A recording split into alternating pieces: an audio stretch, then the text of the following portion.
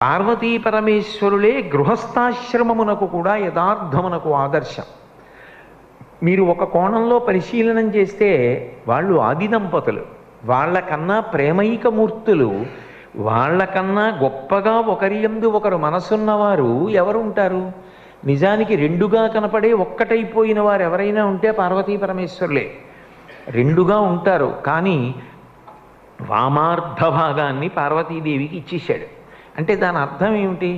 నిజానికి భర్త కనపడ్డాడు అంటే వాళ్ళ ఆవిడ రాలేదు అన్నమాట అన్వయం కాదు. ఎందుకని అంటే భార్య ఆత్మ సమస్సఖ అన్నాడు వశిష్ఠుడు రామాయణంలో. భార్య ఆత్మతో సమానమైనటువంటి సఖి. నా ఆత్మ నాయందే ఉన్నట్టు నా భార్య ఎప్పుడూ నాతో ఉంటుందంతే. నా ఎడమ భుజానికి తగులుతున్న ఉత్తరీయంలో, నా హృదయంలో సర్వకాలముల యందు నా ధర్మపత్ని నాతో ఉన్నట్టే. అయినప్పుడు